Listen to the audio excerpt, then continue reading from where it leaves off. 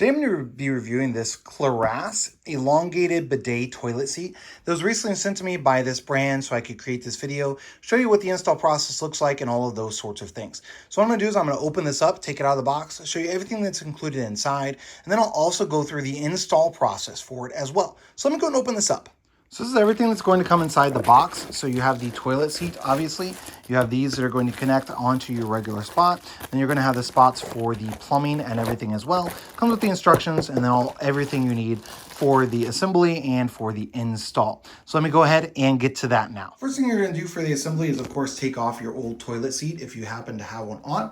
If not, then you're just going to go ahead and take these and they are going to go down through the traditional holes on the bidet. You're going to have the big washer that's going to go on the top side, and then it will also have this little washer and the nut that's going to go on the underside. So let me go ahead and put that on. Once you have those in place, then you're just going to tighten them down with your screwdriver. The next thing you're going to do is you're going to connect this to this. Now, I thought this was supposed to have a washer, but it doesn't appear that one came with it. So I'm hoping that that's not going to leak even though it doesn't have a washer, but I guess we'll see.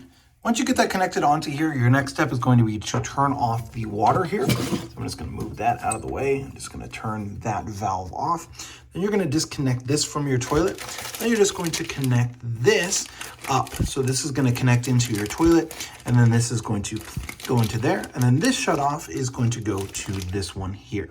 This valve is going to have a shutoff on it, so if you happen to not hook this up correctly or something, you can easily just shut this off without shutting off all of the water to your tank.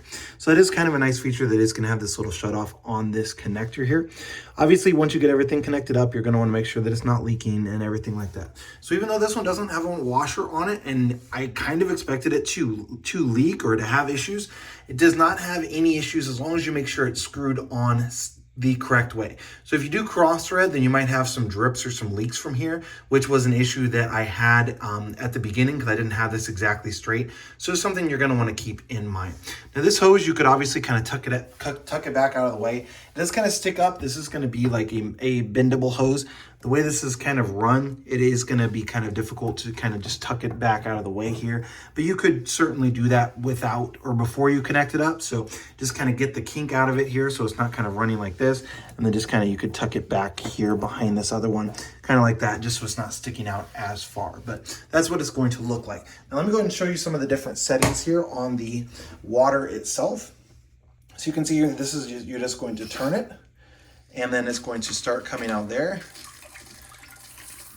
And then as you can see there, I'm turning it. You can adjust it. If you turn it the one way, it's going to come out softly. You turn it the other way, it's going to come out a lot, as you saw there. It does have a really powerful pressure, so it actually shot all of the way across here and actually got water onto the shower across the way. So it does have a really powerful stream if you go with the setting towards the back.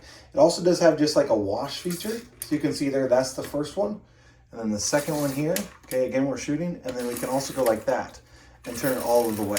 So you can totally adjust that. Obviously, I'm getting water all over my bathroom, but you can adjust which one you want if you want it to be a little bit softer, a little bit harder. And it doesn't take much of a turn on this to get the water to come out. I don't have an incredibly high water pressure either, so it does put out a good amount of water pressure, even with it not being a lot, or does put out a good amount of water from this bidet toilet seat, even though I don't have really high water pressure. So you can see here, I've actually, on one of those, I actually got it like halfway up my glass shower wall there. So overall, definitely a really nice option for a bidet. Just make sure you get everything hooked up correctly. Make sure you don't cross thread any of these, and you should be good to go. I would also recommend double checking your plumbing back here, after a certain period of time. Just make sure nothing's leaking, that sort of deal. What I found works good is to just wipe off any leaks. Like I have some water down here that's going to be from when I took that off. I'm going to wipe that off, and then I'm just going to leave it for a bit, come back, make sure that the ground is still going to be dry. But overall, definitely pretty happy with how easy the install is on this bidet toilet seat.